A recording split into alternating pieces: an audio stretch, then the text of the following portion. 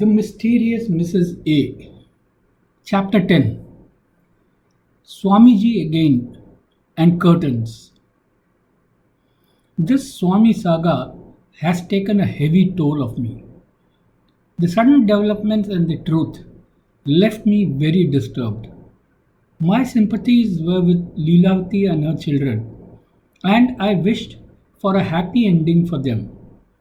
Every event, every story has to have an ending, but this story doesn't seem to have one, at least for now. I am afraid that I will have to go to the ashram, though it will be for one last time. I have to see Swamiji and Pyareji and return the money. I hate to go there, but I must. The money bag is with me and I have to return it to its owner. He would be eagerly expecting me to come and meet him. With a heavy heart, heavier thoughts, and a very heavy money bag, I entered the ashram gates. Pyareji was there and he hurried to me to inquire. Rajeshji, now that you know everything, please don't disclose anything to Swamiji. Let him wait for more time to know the truth. I nodded and proceeded to meet Swamiji. आओ भाई Rajesh, how was your trip? What is that? Did you bring the money back? What happened? Swamiji, I said, I'm sorry I had to bring it back. Your wife gave it back to me and told me that she doesn't need it anymore. I see. Did she tell you why? Did you ask her? I did, Swamiji, and she said that the purpose for which she wanted the money was no more there. What purpose? Did she tell you? I hesitated, but I have to lie. She did not reveal the purpose, Swamiji. Did not reveal the purpose, or you don't want to tell me? Speak the truth, Rajesh, however bitter it may be. Swamiji, I don't really know. Why would I not tell you if I knew? Because you are trying to protect her, said Swamiji. From what, Swamiji? Why would I protect her? Why would she even need my protection? Rajesh, said Swami, I may not be as good as people believe me to be. In fact, my wife and my children know that I have been very bad to them and others.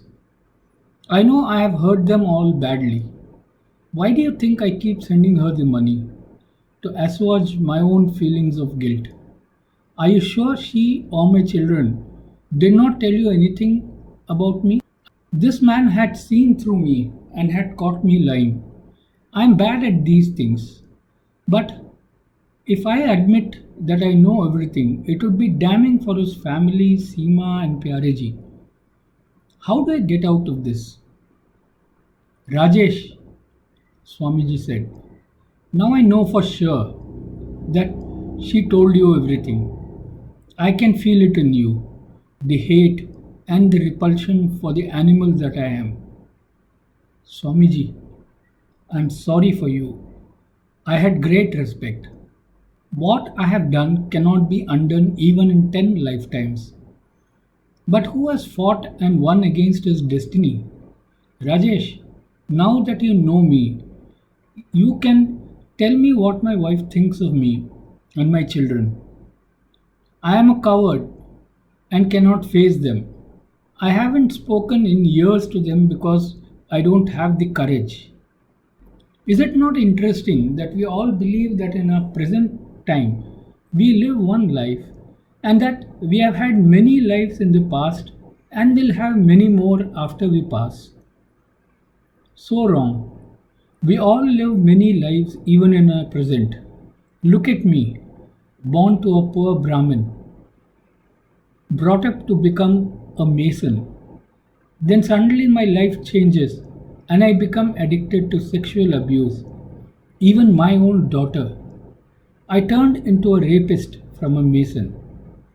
As if this was not enough for me in this lifetime, I am propelled into God's own universe and meet Mataji, who somehow infused spiritual knowledge and powers in me. An illiterate Brahmin boy who became a mason and then raped his daughter suddenly comes into contact with God, who has eluded many more sincere and faithful devotees than me.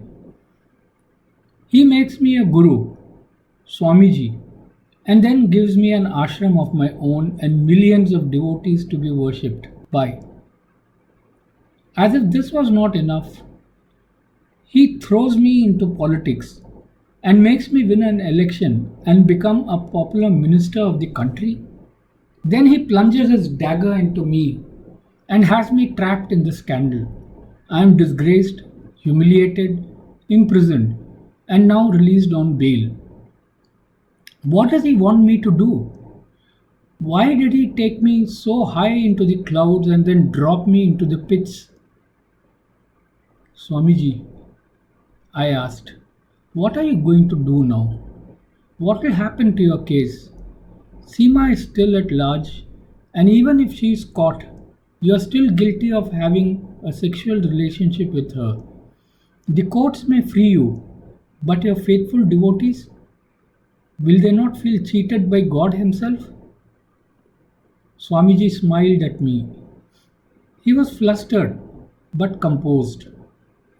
Rajesh, I don't know what I will do or what will happen to me. Do you have any idea why Seema did this to me? Someone is definitely behind her, that is clear. But who? Mrs. A? Who is she? And why would she want to hurt me like this? What do you think, Swamiji? Who do you think was behind all this?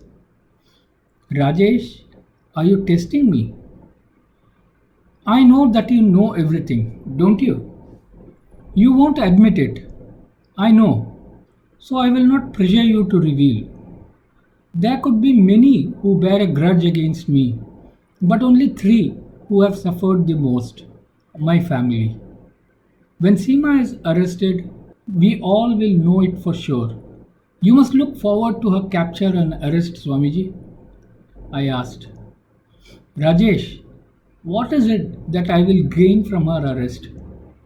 How will I redeem myself, even if I expose the conspiracy to the public? No, all this is perhaps part of his plans for me. I, for one, pray that Seema is never caught. The message through the conspiracy was only for me, and I have understood it. Now I must make the best use of the opportunity given to me. How? I shall figure it out. I left Swamiji to figure out what he would do with the rest of his present life. Fiction or fact, every story needs to have a proper ending. Otherwise, we do not feel satisfied. What we don't perhaps realize is that no story ends where it seems it has to end. Like our belief in reincarnation, every story has many afterlives. The police never caught Seema. She was, it is widely believed, spirited out of the country to some overseas destination where she is alive and well. The arrested conspirators got off with a light sentence as Swamiji and his lawyers did not follow their case vigorously enough. Leelavati and her children are still in the village in UP, but they are free now of all restrictions imposed by Swamiji. Ankita is married and has a son. Ankush decided that he will remain a bachelor and look after his mother. Pyareji still visits their home and brings money and messages from Swamiji. I can confidentially tell my listeners that Pyareji and Swamiji had a one-to-one discussion, and I believe Swamiji spoke his heart out to Pyareji without ever knowing his involvement in the sting operation. Pyareji remains unidentified and perhaps closer to Swamiji than ever before. Swamiji quit politics and vowed never to return. He held a massive satsang and told his devotees that he was guilty of deviant behavior very unbecoming of a Swami. He not only apologized publicly, but he also offered to be punished by his followers in any way they wanted him punished. I am told that there was a thunderous applause after his speech, and the masses unanimously voted that Swamiji deserved a second chance. Well, even Clinton was forgiven for his misdemeanor not only by people but also by his wife, who said that human beings are mere mortals. Remember, to forgive is divine. And we not only believe this but also practice it. The ashram is still bustling with activity, and Swamiji's popularity seems to have only grown.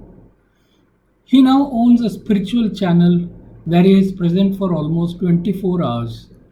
He has also begun manufacturing a diverse range of products from toothpaste to TV. The market opinion is that his products are reasonably priced and of good quality. Sita brings only the Swami brand. The roti she makes, the dal she cooks, the milk that we buy, and the other groceries are all Swami brands. Swamiji even makes shampoos and soaps. For me, I am happy with the story I have written. I have a contract with Swami Publishers, who will not only release the book but will also market it. I have Swami's personal blessings to publish the book. Imagine what the sales will be. Are you wondering how this came to be?